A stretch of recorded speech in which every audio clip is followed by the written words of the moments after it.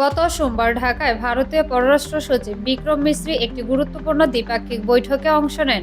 যদিও ওই বৈঠকের পূর্বে দ্বিপাক্ষিক সম্পর্কের বিষয়ে অনিশ্চয়তা ছিল, তবুও শেষ পর্যন্ত দিল্লি বৈঠকে যোগ দিতে সম্মত হয়। তবে ভারতের পক্ষ থেকে সম্পর্ক এগিয়ে নিতে কিছু শর্ত আরোপ করা হয়েছে। দ্বিপাক্ষিক সম্পর্ক করার জন্য বাংলাদেশকে 3টি শর্ত দিয়েছে ভারত।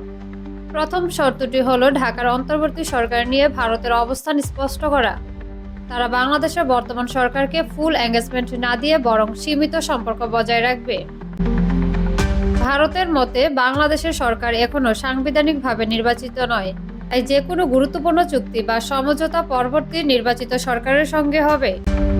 দ্বিতীয় শর্তে ভারত দাবি করেছে বাংলাদেশের সংখ্যালঘু হিন্দু সম্প্রদায়ের সুরক্ষা নিশ্চিত করতে হবে, কিন্তু তাদের গণমাধ্যম যে অতিরঞ্জিত করে বাংলাদেশের সংখ্যালঘু তথাকথিত নির্যাতনের খবর প্রকাশ করছে তাও এক প্রকার তারা মেনে নিয়েছে।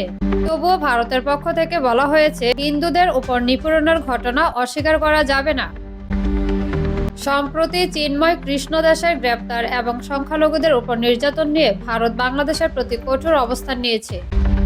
শেষ শর্ত হিসেবে ভারত জানিয়েছে যে শেখ হাসিনার ভারত সফর এবং তার রাজনৈতিক মন্তব্য নিয়ে কোনো আলোচনা করা উচিত নয়, কারণ ভারত বলেছে শেখ হাসিনা ভারতে কোনো গৃহবন্দী নন।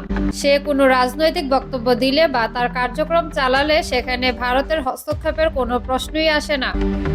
বাংলাদেশের সেনাবাহিনীর অনুমতি সাপেক্ষে তাকে ভারতে আনা হয়েছিল।